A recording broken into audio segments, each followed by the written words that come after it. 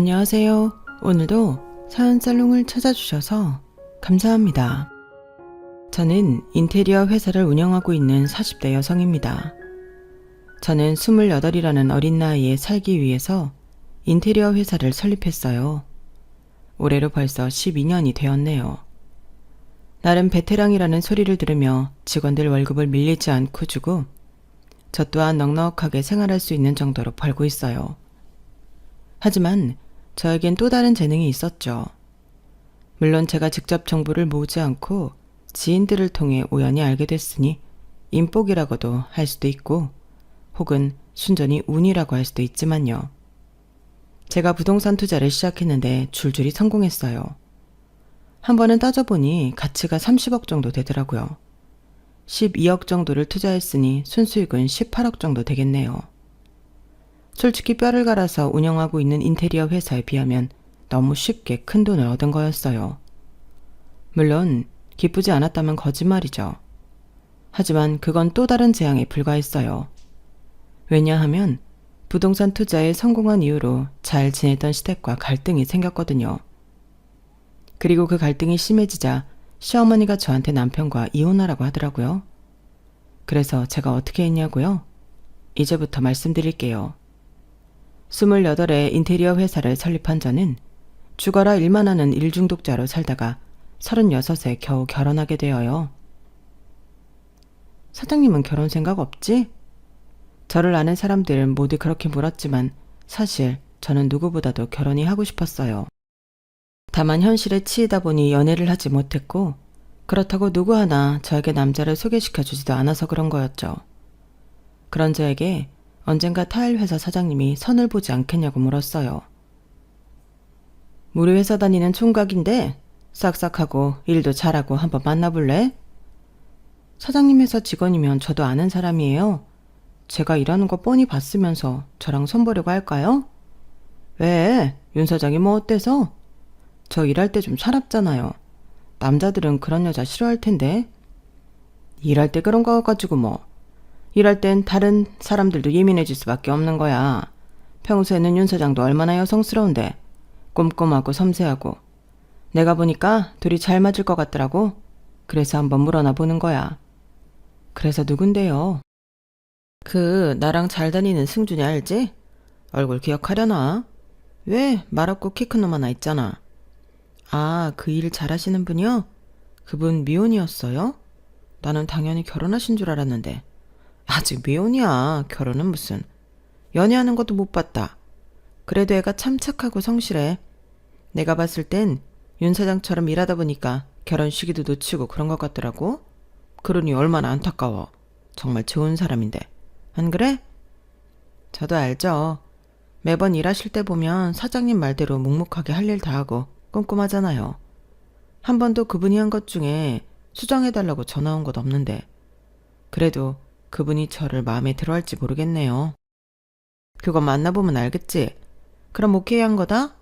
시간은 다음 주 화요일 어때? 그렇게 저는 선을 보게 되었어요. 그런데 알고 보니 그분이 저보다 8살이나 연상이더라고요. 그렇게 안 보여서 신뢰가 될 정도로 놀랐어요. 그러니 허허 웃더라고요. 그리고 타일 회사 사장님의 말처럼 저희는 잘 맞는 커플이 되었어요. 그리고 만난 지 6개월 만에 결혼식을 올렸죠. 급하게 결혼식을 한 건 일단 서로 나이가 많아서였어요. 그리고 서로 충분히 결혼을 하고 싶어 했고요. 그러니 시간이 아까웠죠. 그리고 결혼식을 빠르게 진행할 수 있었던 것은 입이 적었기 때문이에요. 그게 무슨 말인지 잘 이해가 안 되시나요? 결혼식이 사실 둘의 일이라기보다는 가족끼리의 행사, 어른들의 행사잖아요. 그런데 제가 부모가 없거든요. 더 확실히는 가족이 없어요. 저희 부모님은 제가 7살 때 교통사고로 사망했어요. 교통사고의 피해자였고 가해자는 음주 상태였어요. 불행한 사고였죠. 그래서 저는 부모님을 하늘나라로 보내고 삼촌네에서 살았어요. 삼촌은 결혼을 해 두 딸이 있었어요. 삼촌네의 방이 부족해 두 딸이 같은 방을 쓰고 제가 가장 작은 방에서 지냈죠. 삼촌의 두 딸들은 그래서 저를 미워했어요. 그 방이 제 방이긴 했지만 사실 창고나 다름없었거든요. 그래서 두 딸은 시도 때도 없이 노크도 하지 않고 제 방에 들어왔어요. 무슨 일이야? 무슨 일이야? 네 방이라고 하니까 여기가 정말 네 방이라도 되는 줄 알아? 내가 네 허락받고 여기 들어와야 해? 여기 네가 오기 전까지만 해도 내 방이었어. 너 때문에 내가 언니랑 같이 쓰고 있는데 뭐? 무슨 일이냐고? 미안해. 그런 말이 아니라 여긴 우리 집이야. 너는 여기서 손님도 아니고 뭐라고 하더라? 불청객이야. 그러니까 내가 이 방 문을 열어서 뭘 가져가든 신경 쓰지 마. 넌 그럴 자격 없어. 한여름에 솔나루를 가져가서 뭐하게. 그게 너랑 무슨 상관이야. 내가 너한테 설명해야 해? 그렇게 눈치를 준 거죠. 그리고 그건 숙모도 마찬가지였어요. 숙모도 저를 불청객 객식구로 생각했죠. 숙모는 한 번도 저보고 밥 먹으라고 부른 적이 없어요. 제가 눈치껏 움직여야 했죠. 그리고 숙모는 설거지를 하지 않았어요. 저보고 하라는 뜻이었죠. 그래서 저는 초등학생 때부터 설거지를 했어요. 그리고 삼촌은요, 저를 일꾼으로 생각했어요. 물론 어릴 땐 그러지 않았지만 제가 고등학생이 되자 현장에 저를 불렀어요. 삼촌이 리모델링 업체를 운영했거든요. 자기 딸들은 공부를 시켜서 결국 교사, 간호사가 되었거든요. 그런데 삼촌은 저를 현장에서 일을 배우게 하다가 고등학교를 자퇴하도록 했어요. 그래서 저는 현장에서 청소와 자재운반을 했을 뿐만 아니라 시멘트를 바르고 타일을 붙이고 벽지를 붙이는 일을 배웠죠. 물론 넓게 보면 제가 인테리어 회사를 운영할 수 있게끔 윗거름을 만든 시간이기도 해요. 그렇게 따지면 감사하기도 하고요. 하지만 그 어린애를, 그것도 여자애를 어떻게 현장에 불러서 일을 시킬 수 있죠? 그것도 남들은 다 졸업하는 고등학교를 자퇴하게 하면서요. 저는 그 당시에 삼촌이며 삼촌 식구들이 정말 미웠어요. 하루에도 수십 번씩 가출을 하고 싶었죠. 하지만 저는 아는 친척이 삼촌 말고는 없었어요. 불행하게도 말이에요. 그래서 저는 버텼어요. 어른이 되면 나가자, 돈을 벌어서 나가자, 수도 없이 되뇌었죠. 하지만 생각보다 돈이 쉽게 모이지 않더라고요. 성인이 되었는데도 지났는데도 독립할 만큼의 돈이 없었어요. 그러다 사건이 발생해요. 삼촌이 리모델링한 집에 엄청난 하자가 발생했어요. 그런데 삼촌이 저에게 일을 뒤집어 씌우는 거예요. 아, 죄송합니다. 제 조카가 시공한 부분인 것 같습니다. 저희 조카가 아직 일을 배운 지 얼마 되지 않아서요. 네, 당연히 보수해드려야죠. 불편하게 해드려 죄송합니다. 아, 네? 환불을 해달라고요? 아, 그건 좀 곤란합니다. 어떻게 보수를 해드리는 쪽으로 하면 안 되겠습니까? 사실 내가 고아라 어릴 때 부모를 잃었거든요. 그래서 아직 여러모로 미숙한 점이 많습니다. 네. 저는 삼촌이 제 탓을 하는 것도 이해가 되지 않았지만 설령 그게 저 때문이더라도 제가 고아이기 때문이라는 게 이유가 되는 건지 이해가 되지 않았어요. 그래서 처음으로 삼촌에게 따졌죠. 삼촌, 그게 왜 저 때문이에요? 그거 다른 삼촌이 한 거잖아요. 저는 그날 벽지 안 붙였어요. 타일했다고요. 벽지 근처에는 가지도 않았는데 왜 제 탓을 해요? 원래 어린애가 했다고 하면 그러려니 하는 거야. 처세술이라는 것도 모르니? 배운 게 없으니 그런 것도 모르지. 제가 왜 배운 게 없는데요. 삼촌 때문이잖아요. 삼촌이 학교 자퇴하라고 그랬잖아요. 그럼 제가 멍청한 건 삼촌 때문이지 누구 때문이에요? 그게 왜 나 때문이냐? 너 버리고 죽은 네 부모 탓이지. 저희 부모님이 그렇게 되고 싶어서 그렇게 된 거예요? 아니잖아요. 그리고 나한테 엄마이기도 하지만 삼촌한테 누난데 어떻게 말을 그렇게 해요? 그리고 제가 고아라서 그런 거라고요? 그게 대체 무슨 논리예요? 어디서 이렇게 버럭버럭 말댔고야. 이제껏 키워줬더니 키워주는 애도 모르고. 키워주는 애는 무슨. 삼촌이 저한테 뭘 해줬는데요. 이제껏 일한 거 월급도 제대로 안 줬잖아요. 제가 어리다고 그런 것도 모를 줄 알아요? 그런 뒤에 저는 삼촌네에서 나와 기숙사가 있는 리모델링 회사에 들어갔어요. 그때 제 나이가 25이었어요. 저는 죽기 살기로 일을 했어요. 3년 동안 죽어라 돈을 모았죠. 그리고 독립했어요. 인테리어 회사를 차렸어요. 그게 저의 가정사예요. 그 사연을 저는 그 누구에게도 말하지 않았어요. 남편이 처음이었죠. 남편은 혼자 살면서 가족이라는 사람에게 그 어떤 연락도 오지 않는 저를 이상하게 생각했어요. 그래서 한 번은 물었죠. 고향이 어디야? 부모님은 계셔? 그때 저는 처음으로 제 가정사를 털어놨어요. 저는 이야기하면서 혹여나 남편이 도망갈까 두려웠어요. 하지만 남편은 그런 사연이 있는 줄 몰랐다며 잘 컸다고 말해줬어요. 그래서 저는 용기를 낼 수 있었어요. 시부모님을 만난 자리에서도 제 이야기를 했죠. 그런 사연이 있었구나. 그래도 엇나가지 않고 잘 컸네. 이제부터 우리를 가족이라고 생각하렴. 나도 너를 딸처럼 생각할 테니까. 그런데 아무리 그래도 네가 결혼하는 걸 삼촌이 알아야 하지 않겠니? 시어머니는 삼촌에게 결혼 소식을 말하기를 바랐고 저는 고민을 하다가 용기를 내서 11년 만에 삼촌에게 전화를 했어요. 잘 지내셨어요? 제가 결혼하게 돼서 연락드려요. 결혼? 자다가 봉창 두드리는 소리네.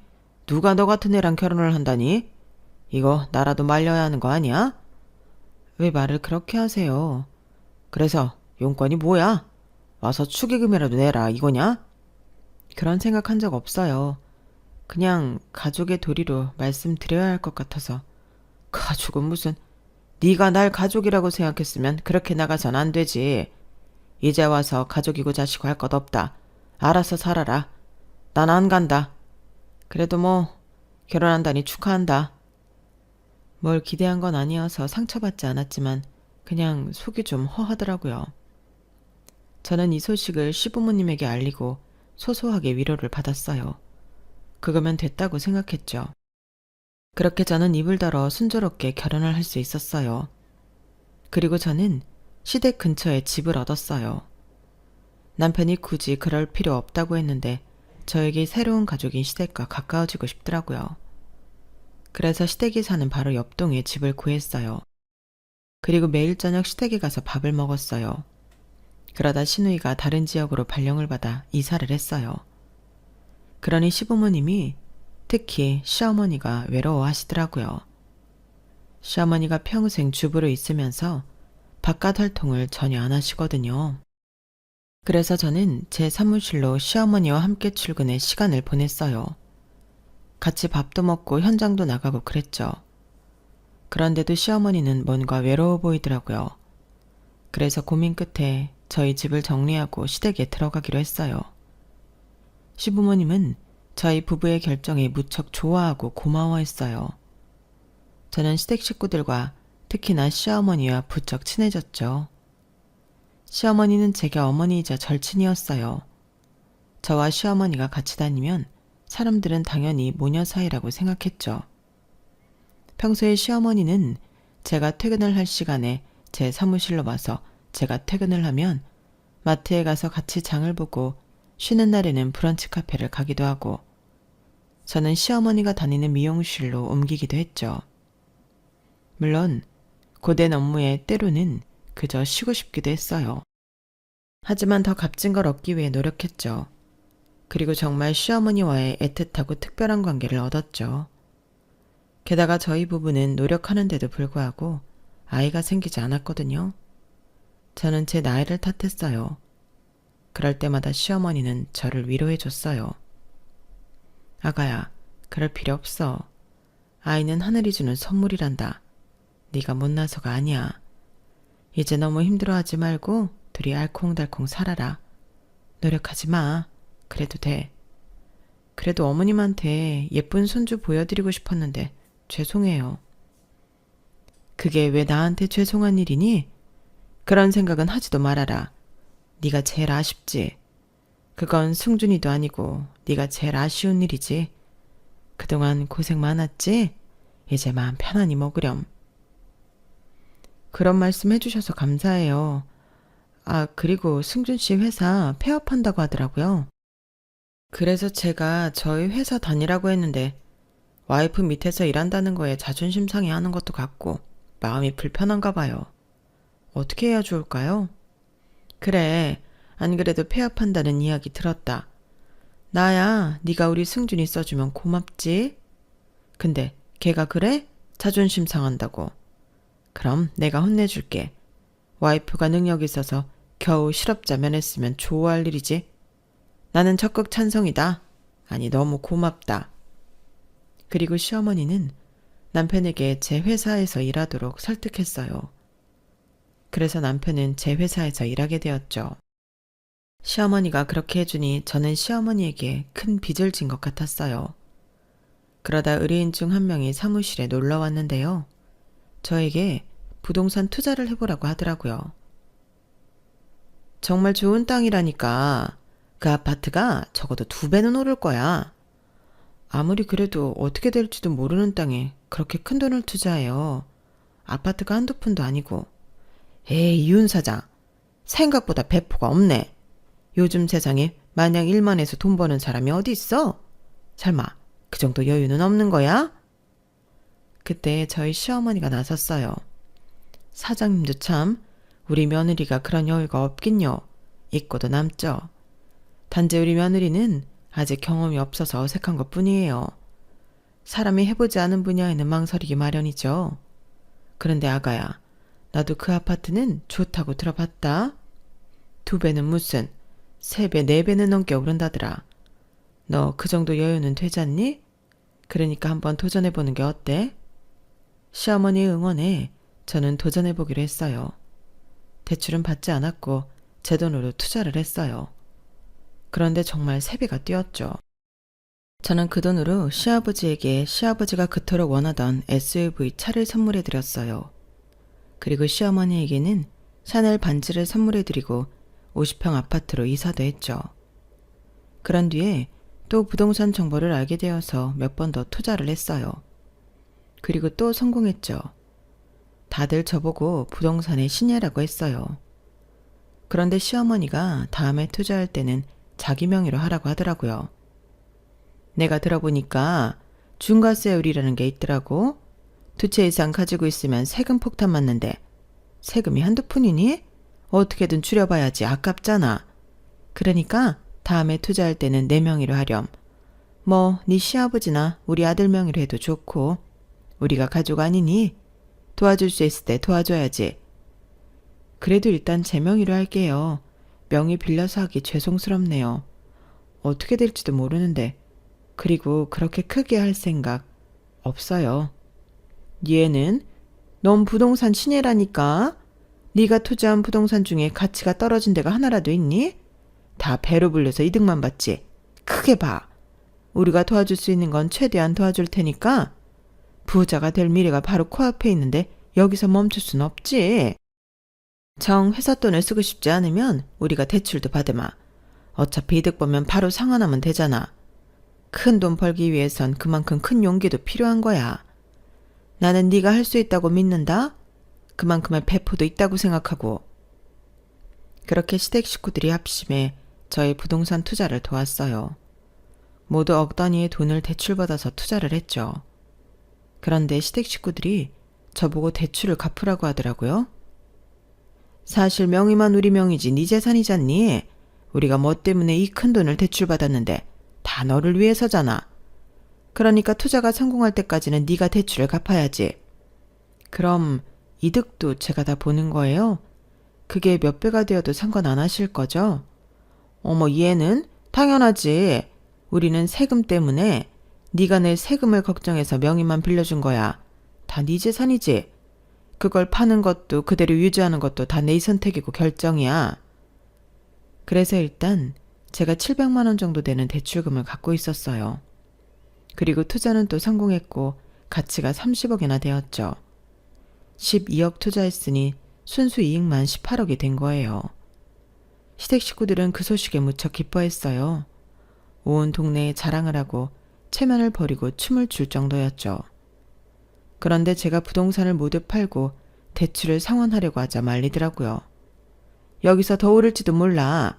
지금 파는 건 너무 성급해. 그래 자기야, 조금만 더 기다려보자. 그래, 조금만 더 기다려보자꾸나.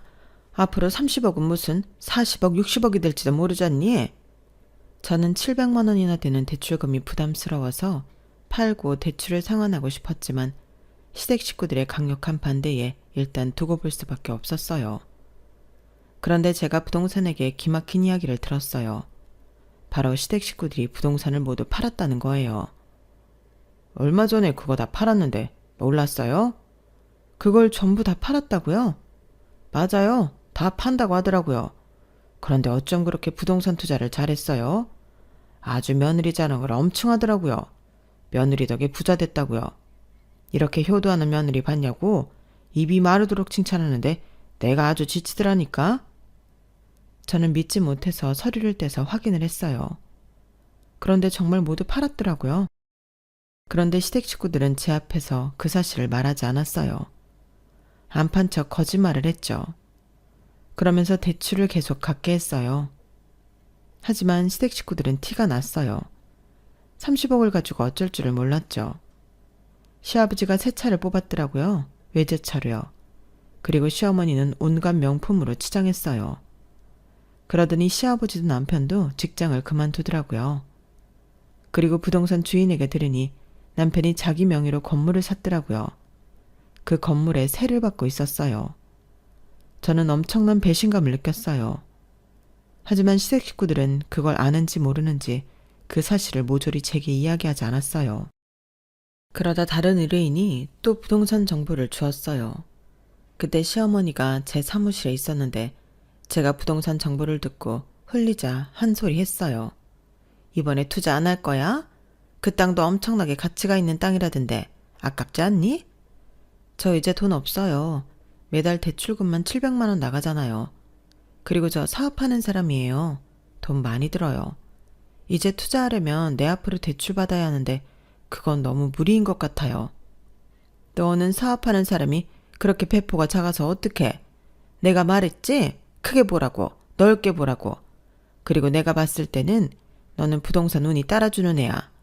이번에도 분명 잘 될 거다. 그러니까 한 번 더 해봐. 대출이야 받으면 되지. 저는 시어머니에게 안 된다고 자꾸 말했어요. 그러다 말싸움으로 번졌죠. 어머님, 더는 안 돼요. 지금 여기서 대출 더 받으면 한 달에 대출금만 1,000만 원이 된다고요. 그걸 다 제가 어떻게 감당해요? 1,000만 원이면 적지. 그 이상의 가치를 내는 일인데. 너 정말 그때 그 사장 말처럼 배포가 작구나? 네가 이런 애인 줄은 몰랐네. 아무리 그런 말 하셔도 안 돼요. 안 되는 건 안 되는 거라고요. 너도 참 속도 좁다. 사업도 그런 식으로 하니? 그리고 자꾸 대출금 하는데 우리 식구들이 너를 위해서 대출 쓴 거 아니니? 그게 그렇게 아까워? 어차피 네 재산이라니까? 제 재산은 뭐가 제 재산이에요. 저 다 알아요. 어머님도 아버님도 심지어 저희 남편도 다 부동산 팔았잖아요. 다 팔고 30억 꿀꺽 하셨잖아요. 네가 그걸 어떻게 아니? 그걸 어떻게 몰라요.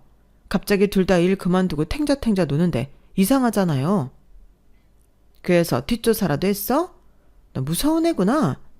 뒷조사라. 그렇게 티가 나는데 어떻게 모를 수가 있어요. 그래서 그 30억은 어떻게 했어요? 이것저것 좋을 대로 샀으니까 얼마 안 남았어요. 언제는 다 제 재산이라고 제 뜻대로 할 거라더니 이게 무슨 일이에요. 지금 제 기분이 어떨 것 같으세요? 가족이라고 믿고 지낸 사람들한테 이런 경우 이런 대접을 받고 있었으니 제가 지금 무슨 기분이겠냐고요. 이제 대출금도 다 알아서 갚으세요. 그건 안 된다. 우리가 너를 위해서 받은 대출이기 때문에 그건 네가 갚아야지. 지금 본인이 무슨 말을 하고 있는지는 아세요? 어머님, 원래 이런 사람이었어요? 이렇게 표독스럽고 욕심이 많은 사람이었냐고요. 절 딸이라고 생각하겠다는 그 말도 다 거짓말인가요? 아가야, 잘 생각해봐라. 내가 투자하라고 해서 대박난 거잖아. 너 투자 망설일 때 하라고 한 사람은 나다. 그럼 나한테도 일부 권한이 있는 거 아니니? 그리고 그것들 이제 오르지도 못해. 거기서 끝이라고. 그러니까 더 손해보지 않는 선에서 내가 잘 판 거지. 대체 무슨 말을 하는 거예요? 좋은 건 다 자기들이 갖고 뒤처리는 제가 다 하라는 식이잖아요. 어쩜 이래요? 어쩜 이렇게 굴어요? 너 슬슬 무례해지는구나? 그럼 나도 한마디 하자. 이제껏 네가 우리 집에서 살면서 집안일, 청소, 식사 준비 그런 거 제대로 한 적이 있니? 너 전업주부 월급이 어느 정도인지 알아? 500만 원이야. 무려 500만 원이라고. 네가 그런 식으로 나오면 이제껏 내가 집안일 해준 값 받을 거다. 제가 그래서 생활비 드렸잖아요. 생활비는 생활비지. 생활비 따로, 내 노동값 따로, 용돈 따로 줬어야지. 그게 맞지? 안 그러니? 그리고 그 돈 가지고 내가 뭘 한다고? 다들 내가 사장 며느리한테 그 돈 받는다고 하면 웃는다? 그것밖에 안 주냐고 하면서 너 인색하단다. 그래도 나는 우리 며느리라고 앞에서 감싸고 그랬어. 아까 네가 무슨 기분이겠냐고 그랬지? 그럼 지금 내 기분은 어떻겠니? 나도 배신당한 기분이다. 네가 이런 애인 줄 몰랐다. 계속 이런 식으로 굴 거면 이혼해라. 그래, 이혼해라. 넌 이제 필요 없어. 꺼져라. 30억이나 있는데 내가 아쉬울 게 뭐가 있겠니?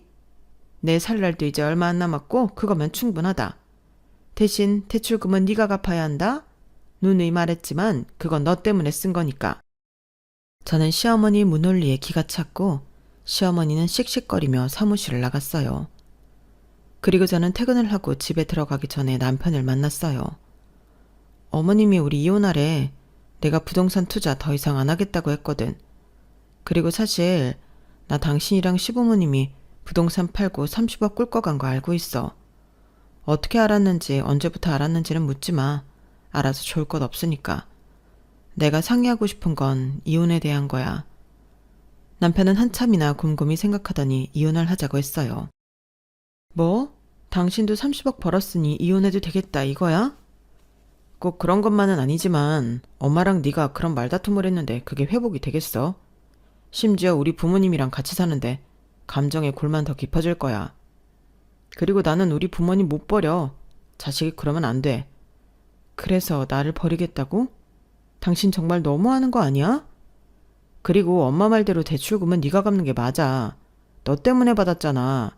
그러니까 네가 진작 사업 자금해서 줬으면 이럴 일 없었잖아. 내가 그렇게 하자고 할 때 그랬어야지.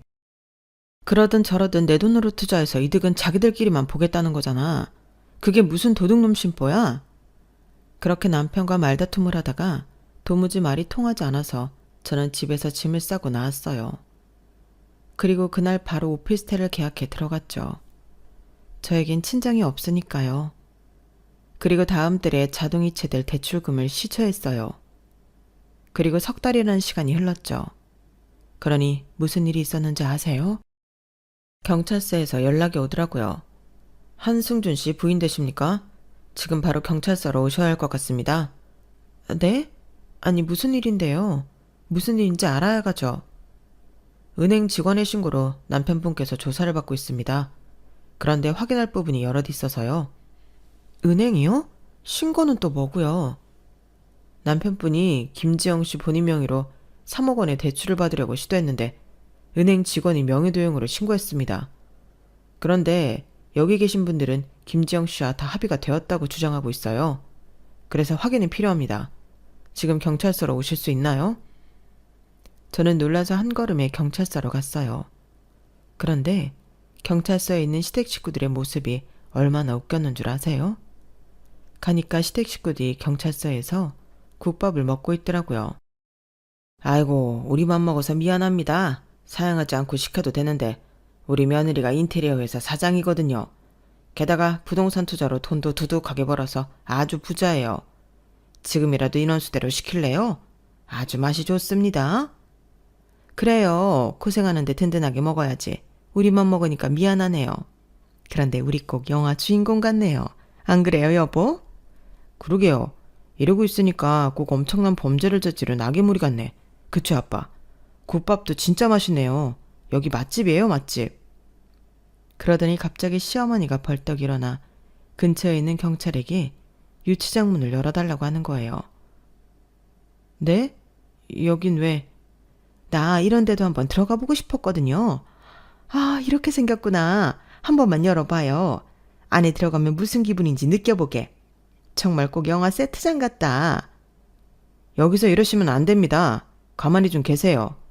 아이 참 뭘 그렇게 빡빡하게 굴어요. 내가 경찰서는 처음이라서 그래요. 신기한 게 참 많네요. 여보, 이것 봐. 여기 총도 있어. 이건 쌍줄곤인가? 와, 맞으면 정말 아프겠다.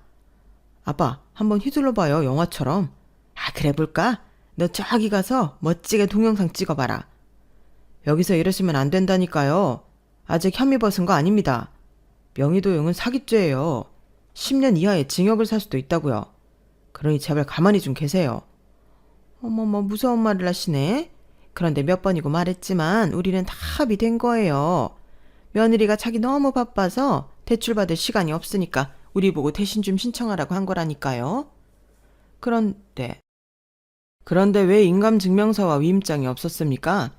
그거야 우린 대출할 때 그게 필요한 줄 몰랐고 그건 며느리도 마찬가지예요.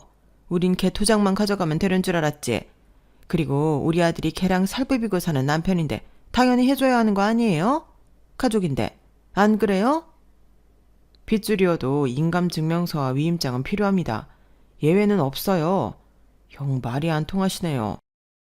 말이 안 통하기는 경찰관님이 더 말이 안 통하네요. 아무튼 우리 며느리 오면 다 해결될 거예요. 온다고 했죠? 우리 살려주려고 아마 발에 불이 나게 뛰어오고 있을 겁니다. 그런데 우리 경찰관님들도 부동산 투자하시나? 공무원 월급 짜다던데 하죠?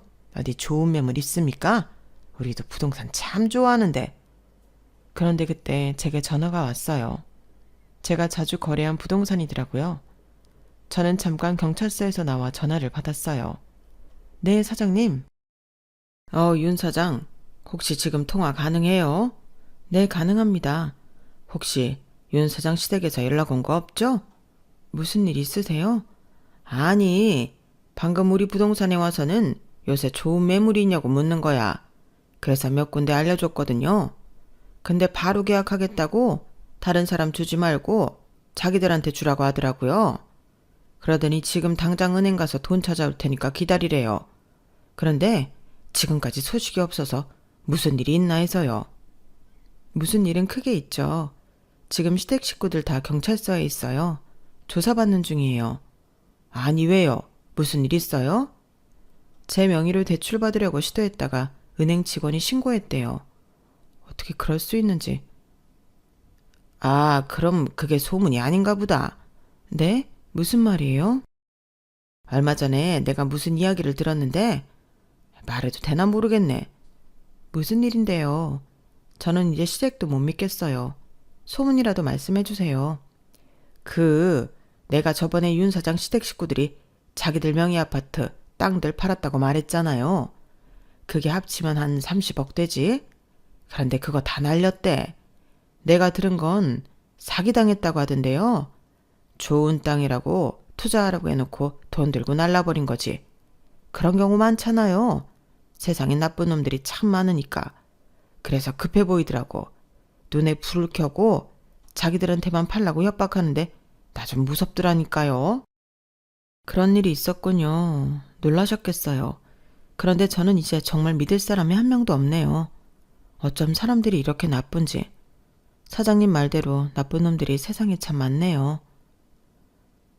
그런 뜻으로 한 말은 아닌데. 그리고 윤 사장, 시어머니가 잘못 알고 있던데. 뭘요? 중과세율. 그거 두 채가 아니라 세 채부터 적용되는 거야. 취득세, 보유세, 양도소득세까지 말이야.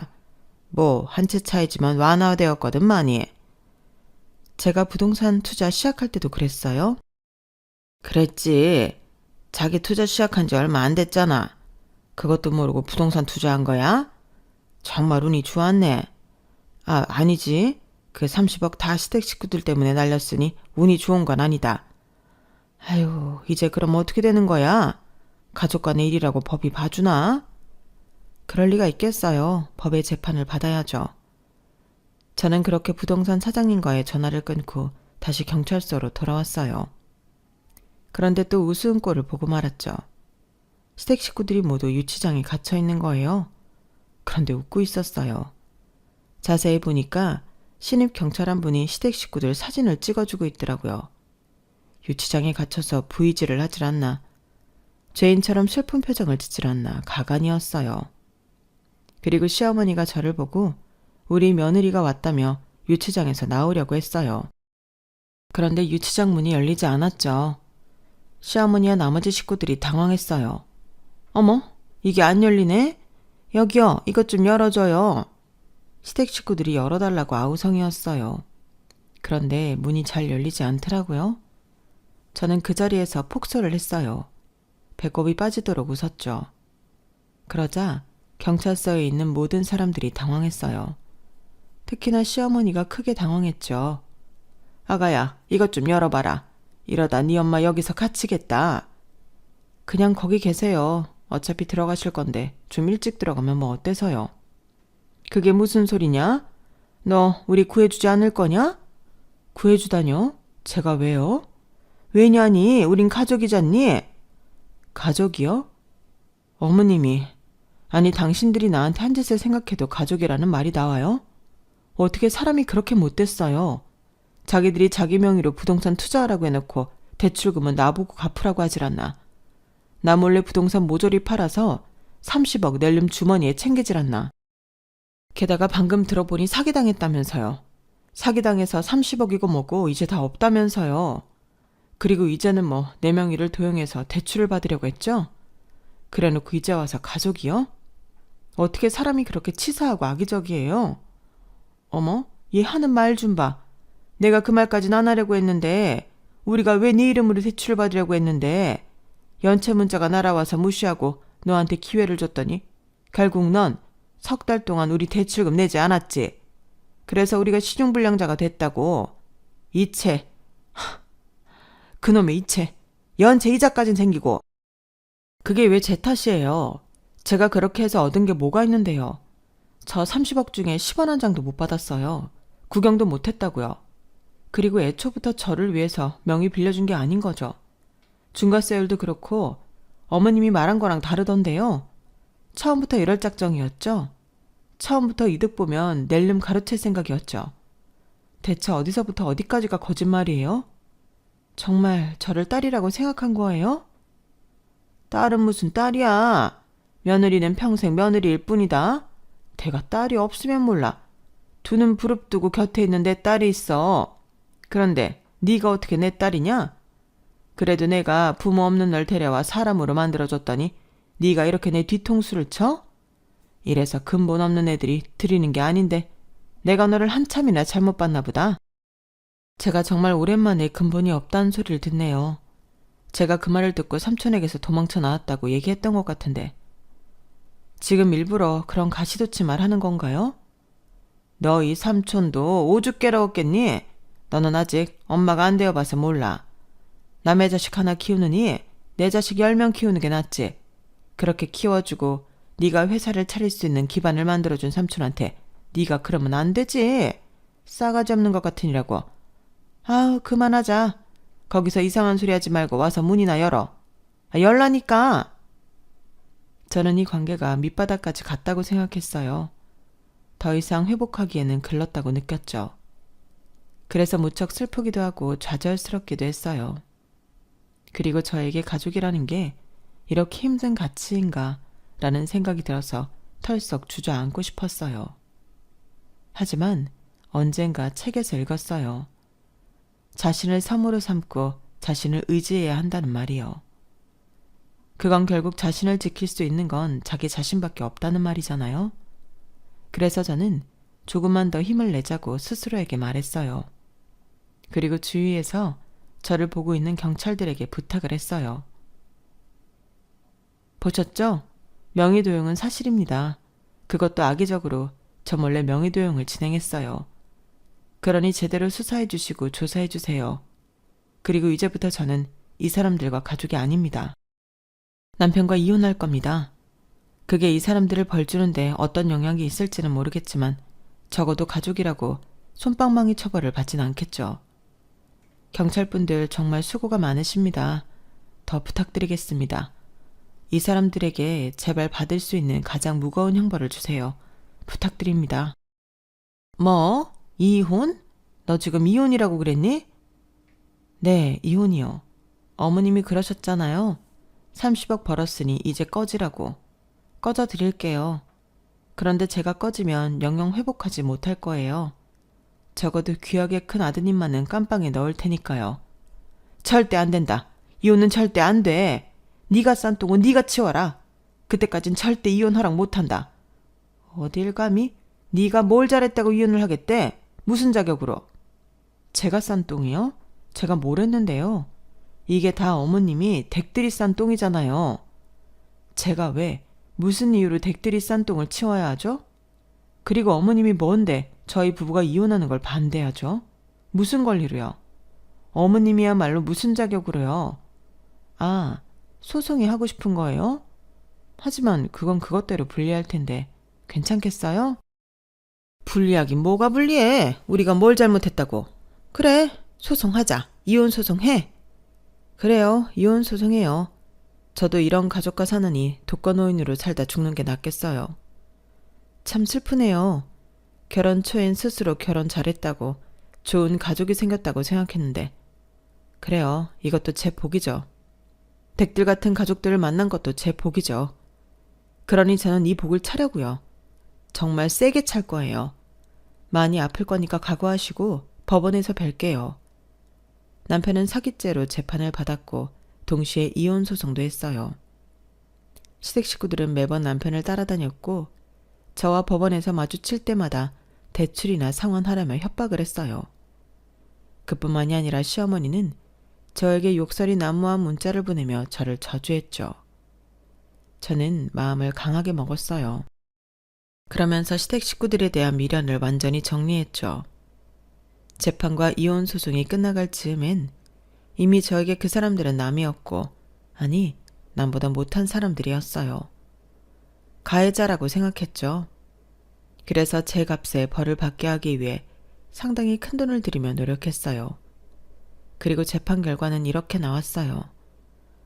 남편은 사기죄가 성립이 되어 징역 3년을 선고받았어요.